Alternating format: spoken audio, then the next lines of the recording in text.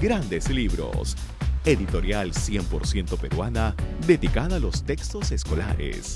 con exigentes estándares de calidad pedagógica y un equipo de experimentados profesionales en letras, ciencias y pedagogía.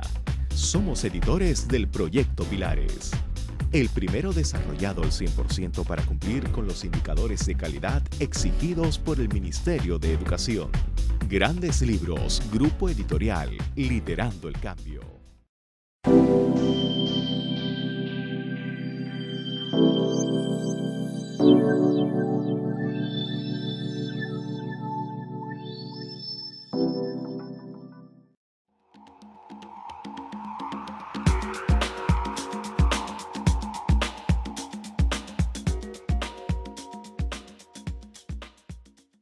El doctor Carlos Lomas García es doctor en Filología Hispánica y catedrático de Lengua Castellana y Literatura en el Instituto número 1 de Educación Secundaria de Gijón. Es un académico ampliamente reconocido en nuestros medios, director de la revista Signos de 1990 a 97. En la actualidad es codirector de textos de didáctica de la lengua y literatura, y nos ha acompañado en México en múltiples ocasiones, además de impartir conferencias también en Portugal, Andorra, Brasil, Guatemala, Venezuela, Puerto Rico, Chile, Colombia, Brasil, entre otros países. En México lo conocemos a partir de sus ensayos e investigaciones que se dirigen a indagar sobre las teorías y las prácticas de la educación lingüística y literaria en la enseñanza secundaria fundamentalmente, sobre los lenguajes de los mensajes de la comunicación de masas, especialmente en el ámbito de la publicidad, y sus efectos en nuestras sociedades y sobre los vínculos entre usos del lenguaje, diferencia sexual y transmisión escolar y cultural de los géneros. Entonces, bienvenido, doctor Carlos Lomas. Y pues iniciaremos precisamente esta charla, esta entrevista con el doctor Lomas, comentando que aquí en México, especialmente desde hace casi 2 décadas, ha sido relevante el trabajo del doctor Lomas, su difusión, especialmente en lo que denominamos enfoques comunicativos de la enseñanza del lenguaje, textos fundamentales como cómo enseñar a hacer cosas con las palabras, uno de ellos, el enfoque comunicativo de la enseñanza de la lengua, y últimamente tenemos un texto que se llama Enseñanza del lenguaje, emancipación comunicativa y educación crítica. Es un texto reciente. Todos esos textos en el ámbito del enfoque comunicativo de la enseñanza del lenguaje. ¿En qué consiste este enfoque comunicativo de la enseñanza del lenguaje y qué efectos tiene en el ámbito escolar, especialmente en el trabajo en las aulas? Bien, buenos días, Marco Esteban. Gracias por esta invitación y por vuestra amabilidad. Para mí es siempre un inmenso placer volver a México. Si, como escribiera la escritora española María Teresa León, mi patria son los míos, algo tiene de patria para mí este país por el afecto que siempre me ha mostrado, por el respeto y por el cariño de la gente mexicana y especialmente del magisterio latinoamericano, del que yo he aprendido mucho, quizá bastante más de lo que yo les he enseñado. En relación con lo que me planteas, bueno, el enfoque comunicativo es una manera de entender la educación lingüística que no pone el acento, como tradicionalmente se ha hecho, en el conocimiento formal de la lengua, en el conocimiento gramatical o morfosintáctico, en el conocimiento filológico de los entresijos formales de la lengua, sino que por el contrario subraya que la lengua es sobre todo una acción humana, una conducta comunicativa, algo que tiene sentido en el uso y que por tanto el objetivo esencial de la educación lingüística no debe ser el conocimiento formal del sistema abstracto e inmanente de la lengua, por tanto el conocimiento gramatical de la lengua, sino que ante todo y sobre todo debe ser el objetivo esencial de la educación lingüística, el de intentar contribuir a la mejora de las competencias comunicativas de nuestros estudiantes. Por tanto, a la adquisición gradual de las destrezas comunicativas más habituales en la vida de las personas, que son las destrezas del hablar, del escuchar, del leer, del entender lo que se lee y del escribir. Y además, en el contexto de este siglo en el que ya vivimos, hoy leer y entender lo que se lee y escribir tiene algo más que ver con lo que tradicionalmente se ha entendido por lectura y escritura. Incorpora, por ejemplo, la lectura de los textos audiovisuales, de la televisión y de la publicidad y de los hipertextos de Internet, con todos sus vínculos que manejan todo tipo de códigos y de itinerarios lectores. Por tanto, el enfoque comunicativo es una manera de entender la educación lingüística que intenta contribuir no tanto al conocimiento efímero y académico de los aspectos más formales de la lengua, que quizá tienen sentido en el ámbito universitario, pero no en la educación básica y en el bachillerato,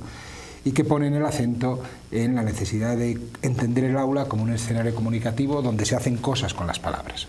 Por tanto, lo que intenta el enfoque comunicativo es fomentar no solo un cierto saber sobre la lengua, sino sobre todo y ante todo un saber hacer cosas con las palabras. Bien, sobre este punto, me da una impresión de que los primeros trabajos iban muy enfocados a este asunto del enfoque comunicativo de la enseñanza de la lengua, con una perspectiva que incluso se adoptó muy bien a las reformas curriculares de los años 90 en México, y que en cierta manera fue como voltear a buscar quiénes eran los autores, los investigadores que hacían referencia al enfoque comunicativo, y esa mirada iba a Carlos Lomas, entre otros, y Amparo Tuzón. Y el equipo de académicos, maestros, docentes que comparten muchas de esas ideas. Sin embargo, a mí me llama la atención, este texto para mí ha sido una novedad, no había tenido el gusto de conocerlo: Enseñanza del lenguaje y emancipación comunicativa y educación crítica.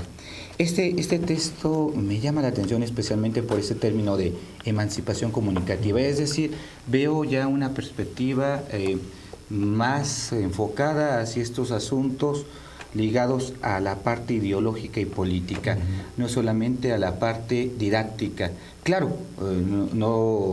obvio que este asunto también está presente en los primeros momentos de tu obra, pero me da la impresión que hay un enfoque más ligado a estos aspectos de carácter ético incluso en tu obra. ¿Pudieras comentar? Sí, así es. Punto? Creo que ya casi no añado nada porque tu interpretación es absolutamente adecuada. Efectivamente, en los inicios de los años 90 del siglo pasado se produce un fenómeno que es una serie de reformas curriculares en España, en Latinoamérica, en México, por tanto, orientadas a adoptar este enfoque comunicativo y funcional de la enseñanza de la lengua, que pone el énfasis en la enseñanza de destrezas comunicativas y, por tanto, en el fomento gradual de competencias comunicativas de tipo oral, lector, escrito y audiovisual entre nuestros estudiantes.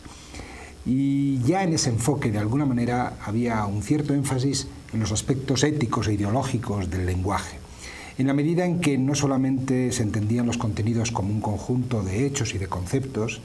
ni siquiera como un conjunto de destrezas y habilidades, sino que también se hablaba de actitudes, y por tanto de actitudes y valores ante la lengua y los usos que de la lengua hacen las personas en contextos concretos de comunicación. Pero es verdad que era una alusión un tanto tibia,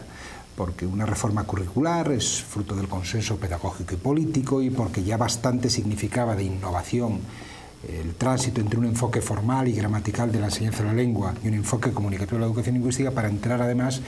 en territorios de carácter ético y moral, pues que a veces producen cierta incomodidad en muchas personas, ¿no? Pero yo creo que ya subyacía ese enfoque, esa apuesta por una indagación crítica sobre los usos del lenguaje y sobre los efectos ideológicos que el uso del lenguaje tiene en nuestras sociedades y en la identidad de las personas. Y en ese sentido yo creo que el concepto de emancipación comunicativa que aparece en este último trabajo de Amparo Tuzón y mío sí pone de una manera más nítida el acento en la necesidad no solamente de fomentar competencias comunicativas, sino también una cierta conciencia crítica de los usos y abusos de los que es a menudo objeto del lenguaje. Dicho de otra manera, no se trata solo de enseñar a saber hacer cosas, con las palabras, sino también de pensar sobre qué cosas se hacen con las palabras y para qué se hacen las cosas con las palabras. Y dicho de otra manera, no limitarse a la adquisición de una destreza técnica en el uso del lenguaje, independientemente del uso que se haga del lenguaje, sino vincular la enseñanza de destrezas comunicativas al fomento de una conciencia crítica y democrática sobre la urgencia ética de poner el lenguaje al servicio de la comunicación y de la convivencia democrática entre las personas y los pueblos, y por tanto ser enormemente críticos contra algunos usos manipuladores de los que es objeto a menudo el lenguaje, ¿no? Por tanto, no eludir la interpretación crítica del valor ideológico que tienen las palabras, porque las palabras no son inocentes, como no es neutral la educación, y en ese sentido las palabras importan, y tener una conciencia crítica sobre el valor de las palabras y sobre los usos democráticos de las palabras, pero también sobre los usos discriminatorios o manipuladores de las palabras, me parece que debe formar parte de la educación básica de los escolares. Y en ese punto me parece importante resaltar un aspecto poco común en el ámbito de la academia, en el ámbito de la universidad. Generalmente los académicos que trabajamos en el ámbito de la educación, hablamos sobre la educación, hablamos sobre los maestros, sobre los niños, pero pocas veces nos vinculamos de forma directa. Y en ese caso nos encontramos con un catedrático que trabaja con jóvenes directamente en el Instituto número 1 de Educación Secundaria. En ese sentido hay una vinculación muy estrecha con los jóvenes y uno de los lenguajes específicos, el lenguaje que se utiliza en la cultura de masas, el lenguaje de la publicidad. Y Carlos Lomas ha sido de quienes han incursionado en este ámbito, en el lenguaje de la publicidad. ¿Pudieras comentarnos? Sí, efectivamente. Digamos que cuando se estudia el concepto de competencia comunicativa, que es el que ilumina los enfoques comunicativos de la educación lingüística y literaria, se alude a un conjunto de competencias de tipo gramatical o lingüístico, textual o discursivo, sociolingüístico y estratégico, que son casi siempre de naturaleza lingüística, que tienen que ver con los usos orales y escritos de la lengua. Como si nuestra cultura fuera una cultura puramente verbal, una cultura puramente lingüística. Sabemos desde hace ya muchas décadas que la emergencia de la cultura de masas, de la cultura de la prensa, del cómic, de la televisión y de la publicidad, y de unos años acá de la cultura de Internet, de la cultura digital, ha cambiado radicalmente el paisaje de los consumos comunicativos de las personas y especialmente de nuestros adolescentes y jóvenes. Y por tanto hoy el concepto de competencia comunicativa debe incorporar junto a estas competencias de tipo lingüístico, textual, estratégico y sociolingüístico competencias de tipo mediático, de tipo semiológico, competencias de tipo analógico y digital, competencias que permitan una interpretación crítica de los mensajes de los textos de la cultura de masas, especialmente de la televisión y de la publicidad, y de los textos y hipertextos que aparecen en Internet, con el fin de que nuestros estudiantes no sean solo espectadores atónicos y devotos de lo que ahí aparece, sino que sean personas que tengan conocimientos, habilidades y actitudes que permitan una indagación crítica sobre los efectos a menudo inadvertidos de esos mensajes. Y en ese contexto es verdad que yo ya hace algunos años me preocupé especialmente por incorporar a las tareas de la enseñanza del lenguaje este tipo de contenidos referidos a los textos de la cultura de masas. Y especialmente a los textos de la publicidad, por ser unos textos muy motivadores, omniscientes en la vida de las personas y con un contenido ideológico evidente, porque la publicidad no es solo un discurso sobre el objeto, es sobre todo un discurso sobre el sujeto, y sobre los hombres y sobre las mujeres, y sobre las sociedades en las que vivimos, con lo que los efectos de la publicidad no son solo efectos de tipo económico y comercial, son efectos ideológicos. La publicidad nos muestra no solamente las virtudes y las cualidades de un objeto, sino que también y sobre todo nos muestra las virtudes y las cualidades de una determinada concepción del mundo, de una determinada versión de las cosas, de una determinada visión de la sociedad y de los hombres y de las mujeres. Y en la medida en que esa versión de la sociedad y esa visión de los hombres y de las mujeres no se corresponde con el tipo de sociedad y el tipo de hombres y mujeres que queremos construir desde la educación, creo que en las aulas hay que reservar algunos tiempos para el estudio crítico de discursos como el publicitario, que además se sustentan en una habilísima mezcolanza de recursos de carácter lingüístico, de carácter sonoro, de carácter visual, de carácter no verbal, que nos permiten también indagar sobre los usos muy eficaces del mensaje publicitario, pero sin perder la perspectiva crítica. ¿De qué serviría un acercamiento formal a los usos discursivos del texto publicitario si no conlleva ese acercamiento una indagación crítica con respecto a sus efectos en nuestras sociedades y en las personas que devoran de una manera hipnótica esos textos? No olvidemos, por ejemplo, que el aire que respiramos, como decía Guérin, es un compuesto de oxígeno, nitrógeno y publicidad, que nuestros estudiantes ven por término medio unos 19.000 comerciales al año, que además a la iconosfera universitaria que ya proyectaban los espectaculares, los comerciales de la televisión y de la prensa, aparece ahora la publicidad que se inserta en Internet, en las webs, en los blogs, en cualquier consulta que hacemos a través de la red. Todo eso merece una consideración desde la educación que favorezca también una competencia en torno a los medios y en torno a los lenguajes de la cultura de masas y de Internet. Y eso me parece que hoy forma una parte esencial de la competencia comunicativa de las personas. Sí, sobre este asunto, aquí en México estamos viviendo también un periodo de reforma. Y en este sentido, uno de los términos que animan estas reformas en el ámbito del lenguaje es el término usos sociales del lenguaje. Claro. Cómo incorporar diferentes tipos de textos, por ejemplo los publicitarios, en el propio salón de clases. Sin embargo, me da la impresión que muchas veces este uso que compartimos finalmente puede quedarse solamente en el ámbito de como simples consumidores de textos. Es decir, hay textos publicitarios, traigamos a la escuela los textos publicitarios, pero no esta perspectiva crítica que tú haces mención. Así es. ¿Podrías ejemplificar cómo Carlos Lomas hace posible esto en el aula con sus jóvenes? ¿Cómo es posible aterrizar una perspectiva crítica de esta lectura de los textos publicitarios? Claro, el problema estriba en que a menudo los textos que aparecen como novedosos en el ámbito escolar se convierten en pretextos para hacer lo de siempre. Es decir, en el caso del texto publicitario, a menudo el texto publicitario ha sido utilizado como pretexto para enseñar figuras retóricas, es decir, para la enseñanza del conjunto del repertorio de figuras y de tropos que habitualmente explorábamos en torno a textos a textos literarios, casi siempre de naturaleza poética, y que ahora consideramos que podemos explorar en torno a eslóganes publicitarios. Pero limitarse a una identificación de los procedimientos retóricos, de los eslóganes publicitarios, sin entrar en la complejidad de significaciones que conlleva un comercial en televisión, me parece que es quedarse muy cortos en la interpretación cabal del sentido de esos textos. Y por tanto, yo creo que lo que cabe hacer, y es lo que yo he hecho cuando he formado a maestros y a maestras en estos asuntos, y es lo que hago como docente con mis alumnos de 15 y 16 años en el Instituto de Educación Secundaria y Bachillerato en el que trabajo, en el norte de España, pues lo que habitualmente es intentar mostrar cómo el uso que se hace de los diversos procedimientos lingüísticos, iconográficos, musicales y de otro tipo en un texto publicitario se ponen al servicio de la transmisión del sentido, y de un sentido que no gira en torno al objeto, sino en torno al sujeto humano, a los hombres y a las mujeres, y que por tanto a menudo, con el fin de vendernos un coche, un perfume, una determinada marca de ropa, se dicen cosas de los hombres y de las mujeres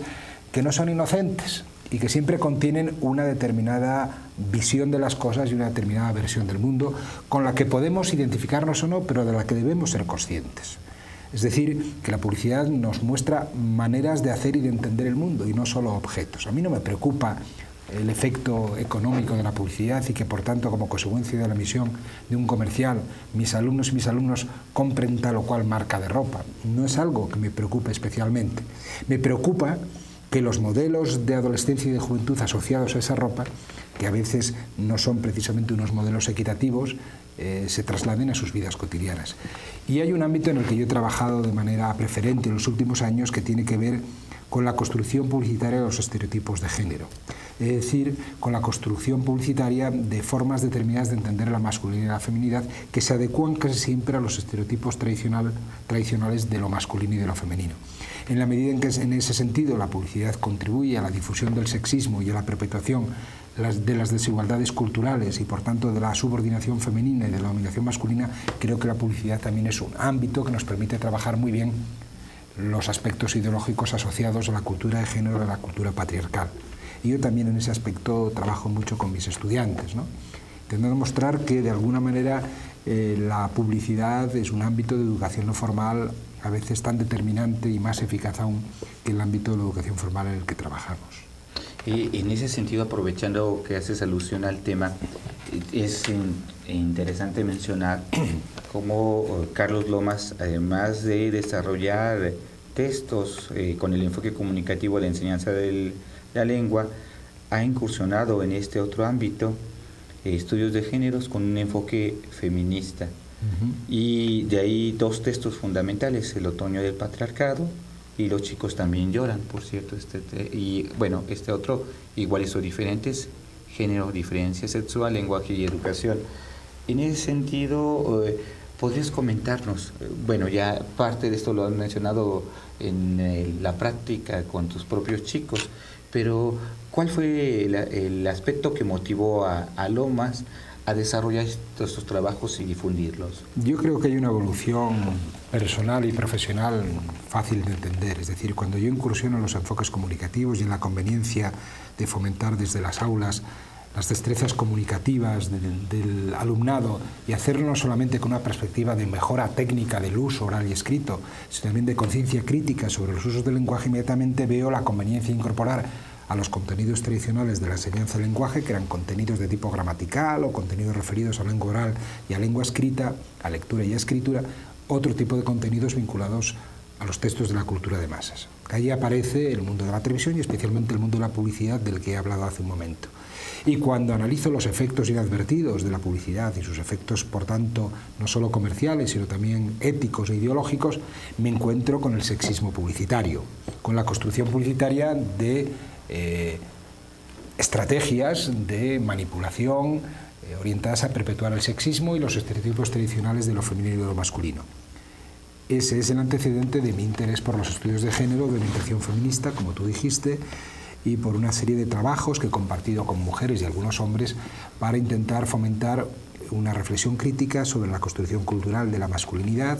y de la feminidad, pero en lo que a mí me toca como hombre especialmente de la masculinidad, y el diseño de estrategias que permitan trabajar en las aulas este tipo de contenidos para fomentar, en la medida de lo posible, una mayor igualdad y una mayor equidad en las relaciones entre los chicos y las chicas. En ese sentido, ¿podrías ilustrarnos en este vínculo entre chicos y chicas aquellos elementos que están presentes que permiten identificar estas diferencias e igualdades? Lo digo especialmente por el título del texto, Los chicos también lloran. Sí, claro. En este asunto es muy claro que lo que se opone a igualdad no es diferencia, sino desigualdad. Uno de mis libros, que comparto con amigas y amigos, se titula Entre interrogantes, ¿iguales o diferentes? Y la respuesta que el libro da es que somos iguales y somos diferentes. Tenemos derecho a la igualdad y tenemos derecho a la diferencia. Tenemos derecho a la igualdad de deberes y de derechos entre mujeres y hombres, pero tenemos derecho a la diferencia entre hombres y mujeres, como tenemos derecho a la diferencia entre hombres y a la diferencia entre mujeres. Por tanto, lo que se opone a igualdad no es diferencia, sino desigualdad. Y por tanto, las estrategias seculares que se han puesto en marcha en la cultura del patriarcado para partir de la diferencia sexual entre hombres y mujeres para construir y justificar lo injustificable, que es la desigualdad cultural de las mujeres y el predominio de los privilegios de los hombres. En este contexto, en España al menos, se han puesto en marcha en los últimos 20-25 años programas de coeducación, programas orientados a fomentar la igualdad entre los sexos, la igualdad entre chicos y chicas. Y se ha intentado que esos programas impregnen los contenidos de las asignaturas, de las áreas y de las materias. Por ejemplo, en el área del lenguaje ha habido un trabajo muy fuerte para visibilizar la ocultación de las mujeres en el territorio de las palabras y, por tanto, la urgencia de nombrar el mundo en masculino y en femenino.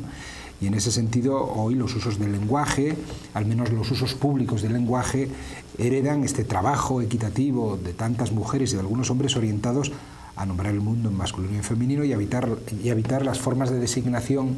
del mundo, de un mundo que es sexuado y un mundo que es masculino y femenino, que oculten la condición femenina y que nombren de manera genérica a las mujeres con el masculino. Bueno, de un tiempo a esta parte lo que empieza a preocupar en estos ámbitos, y a mí me preocupa especialmente, es la situación de los chicos, porque como consecuencia, al menos en España, del cambio social, del cambio jurídico y del cambio educativo, las adolescentes y las jóvenes tienen conciencia de su dignidad femenina, ya no son objeto tan evidente de menosprecio, de acoso y de discriminación, y tienen además un mayor éxito escolar que los chicos. Mientras que hoy en España al menos, pero no solamente en España, me consta que es un fenómeno general, el fracaso escolar es masculino. Es decir, las muchachas que acaban la educación básica son bastantes más que los muchachos que acaban la educación básica. Hoy acaban sus estudios de bachillerato más chicas que chicos, y hoy ya acceden a la universidad más chicas que chicos, cosa que me alegra enormemente porque compensa una desigualdad educativa de carácter histórico, pero que tampoco me llena de orgullo y satisfacción porque yo no celebro el fracaso de los chicos. Y en este sentido se empieza a plantear la importancia de la coeducación de los chicos. Se ha trabajado de forma específica, como era casi obligado, a favor de las niñas, a favor de las muchachas, a favor de las chavas, quizá olvidando en algún momento que también los chicos tenían que iluminarse de esta mirada de género, de esta mirada equitativa. Y hoy empieza, en España al menos, y no solo en España, a extenderse la conciencia de que es necesario un trabajo específico con los chicos. Porque el fracaso escolar masculino no está en los genes de los chicos, ni está en su desarrollo evolutivo. Está en una concepción de género, una concepción profundamente patriarcal que consiste en identificar a la escuela con un orden femenino. La escuela está dominada por un orden simbólico femenino porque es la escuela de las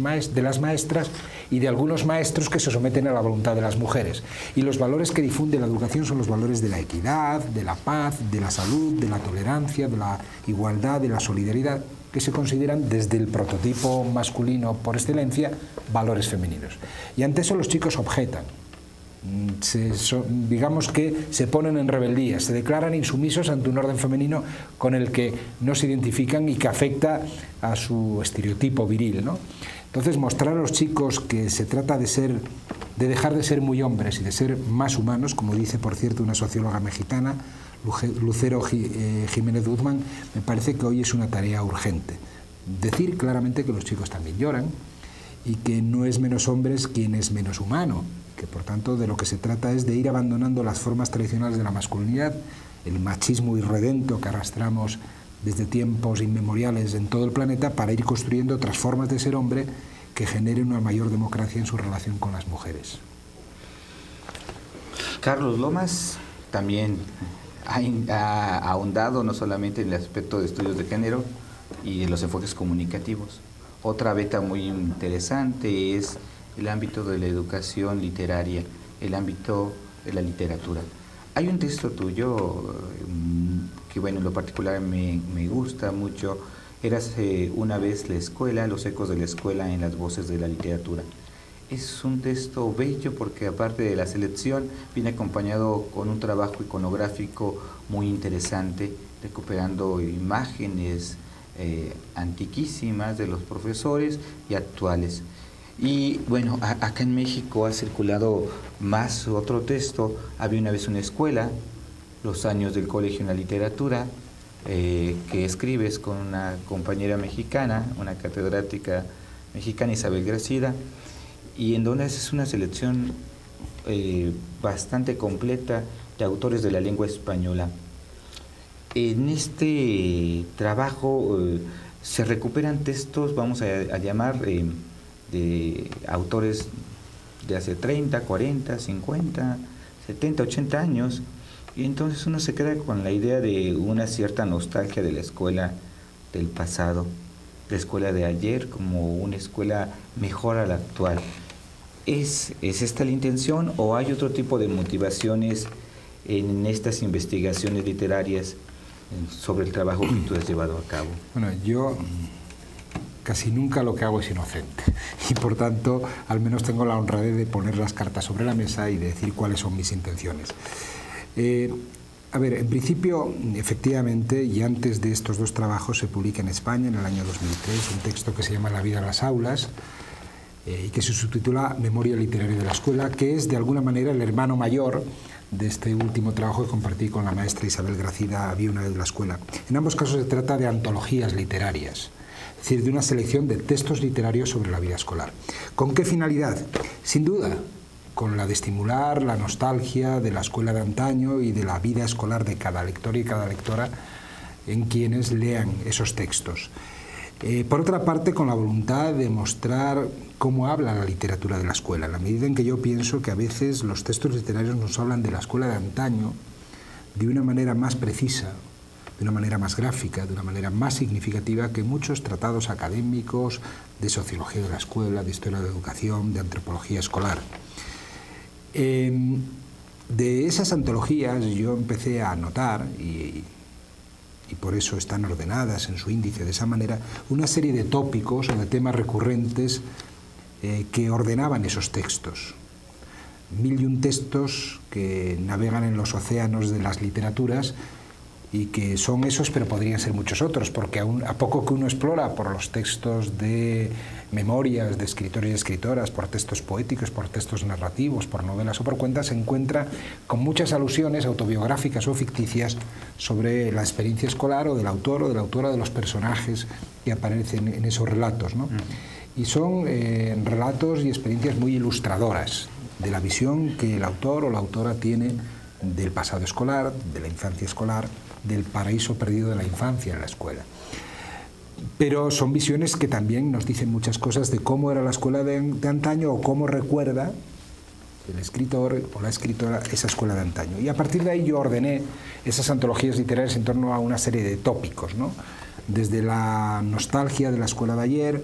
hasta la figura de las maestras y de los maestros, pasando por la alusión a los castigos en el ámbito escolar, a la prevalencia de ese método infame y aún presente en la pedagogía de la letra consangrienta, la distinción entre colegios privados y escuelas públicas, las ideas pedagógicas de los personajes que aparecen en esos relatos, los amores escolares, las amistades peligrosas. Todo eso configura un océano disperso de textos que yo he agrupado en estas antologías a partir de textos casi siempre en lengua española y en concreto en la edición castellana, en la edición mexicana de este libro, de textos de una manera prevalente españoles y mexicanos, ¿no? Entonces, a partir de esa ordenación en torno a tópicos de los textos, yo intento ver qué tipo de poética escolar construyen los textos literarios sobre la vida escolar. E intento elaborar una cierta interpretación de por dónde van las miradas de tantos y tantos escritores y escritoras en torno a la escuela y en torno a esos tópicos o ejes temáticos. Y de ahí surge efectivamente Érase una vez la escuela, que es un libro diferente en la medida que es un libro ya personal, que tiene un componente de ensayo evidente, con abundantes citas y con ilustraciones, no solamente de autores y autoras, sino también de imágenes escolares de la escuela de antaño, imágenes fotográficas de grupos escolares de diversas partes del mundo, hay muchas de México, de maestros, de maestras, de alumnos, de alumnas, de manuales escolares de caligrafía, de aritmética, de matemáticas, de pupitres, de herramientas y útiles de enseñanza. Bueno, con el fin, por una parte es evidente, y ese es un efecto que no quiero evitar, de cierta nostalgia por el paraíso perdido de la infancia escolar, pero también con el fin de intentar combatir un espejismo que de un tiempo a esta parte nos abruma, que es la idea que se extiende, y al menos en mi país se ha extendido y de manera nada inocente, de que cualquier tiempo pasado en educación fue mejor. Y yo creo que los textos de la literatura sobre los contextos escolares que aparecen en estos trabajos lo que muestran es que cualquier tiempo pasado en educación no fue mejor, que es verdad que la educación actual tiene muchos problemas y en ella residen conflictos inimaginables hace apenas unos años, pero hoy estamos mejor que antaño, porque la escuela de ayer sí es la escuela de la infancia que añoramos porque éramos más jóvenes, pero también es la escuela de los maltratos, de las injusticias endémicas, de las inquisiciones cotidianas, de los castigos físicos, y todo eso arroja un paisaje muy desolador, ¿no? No es que el paisaje de la educación actual sea especialmente esperanzador, hay enormes malestares y conflictos, pero hoy estamos mejor que antaño, y basta con asomarse a los textos de la literatura para darse cuenta de que una cosa es tener esa cierta nostalgia del tiempo de ayer, que yo comparto, y otra cosa es que esa nostalgia no nos impida ver que en educación hoy estamos mejor que antaño, entre otras cosas, gracias a la labor del magisterio. Hablando de textos y aprovechando la mención, la letra con sangre entra, hay un texto importante en México que se genera con experiencias de maestros oaxaqueños y del Instituto Federal, que se llama La letra con gusto entra, que son experiencias de maestros mexicanos que trabajan en torno a una propuesta de formación de la propia UPN. Los relatos hablan de estas vías alternas a lo que es una educación rígida, cartonada, tradicional, por describirla de una manera. Hago esta mención precisamente por este asunto de la visión que tenemos nosotros de los propios maestros. Y en el caso de estos textos, que son una selección literaria, van también con esta, vamos a llamarle, objetivo de acercar a los educadores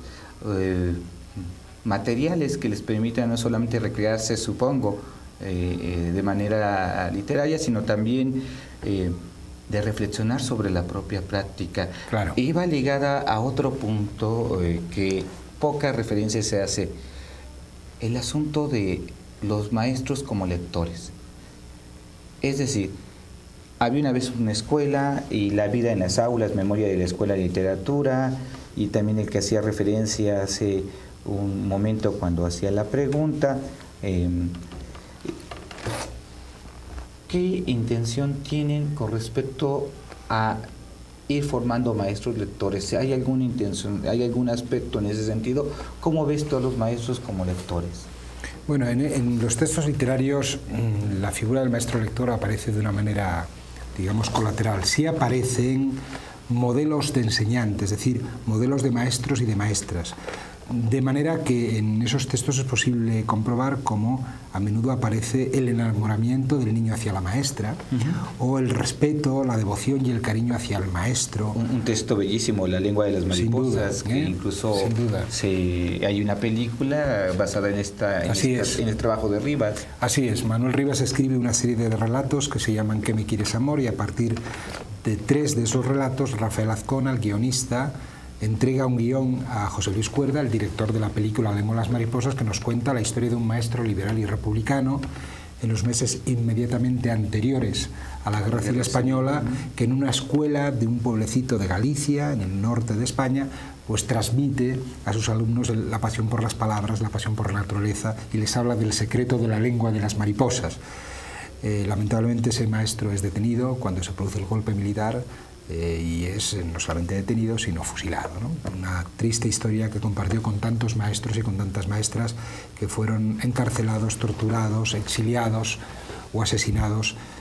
durante y al finalizar la Guerra Civil Española. Y entonces efectivamente encontramos en los textos el enamoramiento del escolar hacia la maestra, el respeto, el cariño, la admiración por el maestro, pero también aparece la figura de ese maestro castrante, autoritario, que utiliza el castigo físico como principio pedagógico,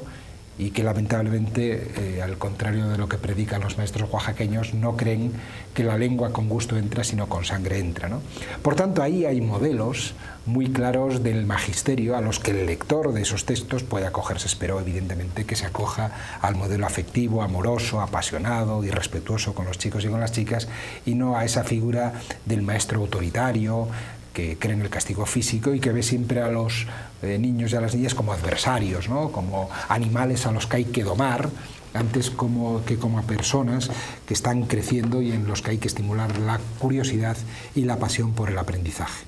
Y en ese sentido yo creo que efectivamente también hay modelos de educación y modelos del magisterio en esos textos que pueden resultar muy reveladores, ¿no? La figura del maestro lector no aparece de manera muy recurrente, aunque sí aparece la figura del maestro que lee a sus alumnos y que comparte sus lecturas y la interpretación de esos textos con sus alumnos, ¿no? Concretamente, por ejemplo, en La lengua de las mariposas, don Gregorio, que es este maestro liberal y republicano, lee un poema de Antonio Machado, o mejor dicho, sugiere a un alumno que lea un poema de Antonio Machado que se llama Monotonía en las aulas. El alumno lo lee y el profesor le pide su interpretación. Interpretación muy peculiar, no quiero desvelar la incógnita, la del alumno, que el profesor valora y dice, está bien, muy bien, es una interpretación posible, ¿no? Yo creo que ahí hay un modelo de maestro lector y de maestro que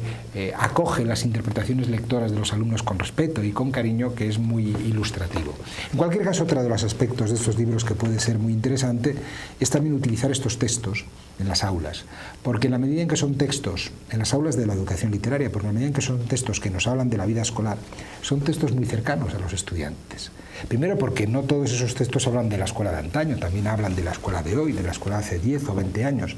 Y por otra parte porque nos muestran pues lo que es la vida cotidiana en las aulas, en esas colmenas humanas que son los salones de clase. Y en ese sentido, y yo lo he comprobado con mis alumnos, esos textos resultan muy cercanos a los alumnos, porque les hablan también de su vida, porque también son estudiantes, porque también son alumnos, porque también tienen maestros. Y frente a otros textos que quizás sean más lejanos y que no forman parte parte del caudal de experiencias cotidianas de nuestros alumnos y alumnas, esos textos les enganchan de una manera más directa porque los reconocen como propios. También admiten ese tipo de uso estos textos.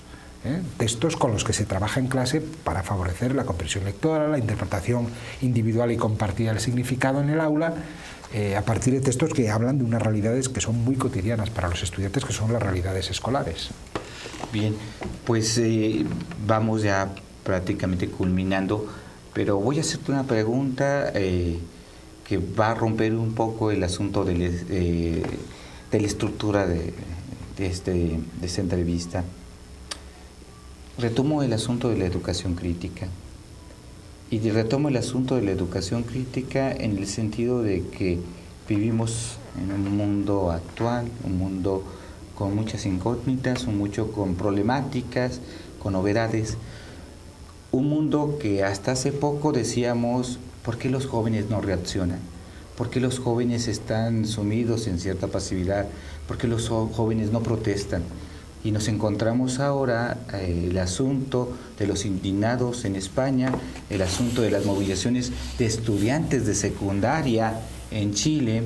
de este discurso que plantea una vuelta a la educación pública, una vuelta a los valores fundamentales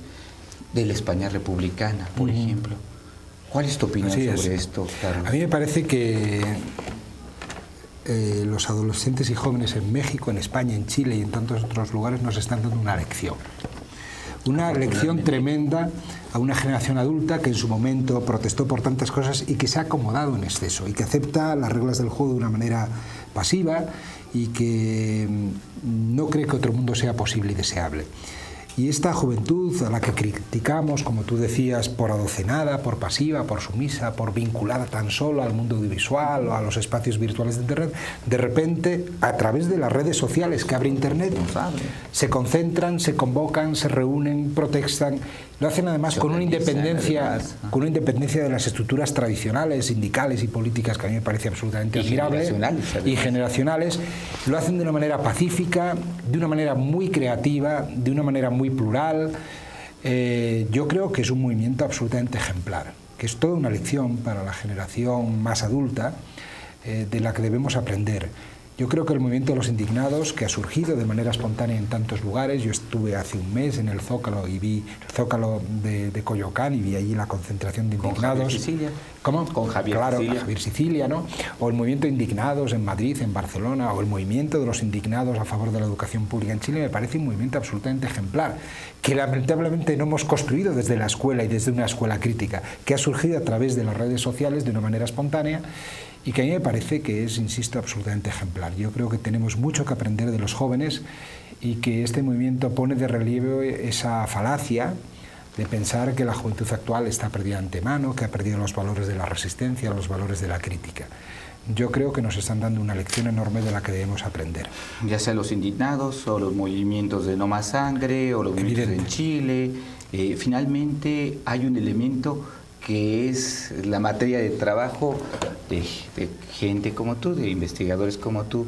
que va ligado con el lenguaje. Pero en este punto, sobre el tema, y con ello yo concluiría, claro, nos gustaría poder seguir en esta charla, pero bueno, el asunto de los tiempos siempre es fundamental. El poder de la palabra, el poder de la palabra en esos movimientos. ¿Qué podría Carlos Lomas plantear? Claro, es que yo creo que en estos movimientos lo que se pone de manifiesto es el poder de la palabra frente a las palabras del poder. Es decir, frente a los discursos institucionalizados que tienen unos canales de difusión a gran escala enormemente eficaces y que están al servicio de ideologías y de intereses de grupos minoritarios que son los que hoy están construyendo una enorme desigualdad e injusticia en las sociedades en las que vivimos, está el poder de la palabra dicha de forma hablada en una asamblea, de la palabra escrita, de la palabra transmitida a través de las redes sociales,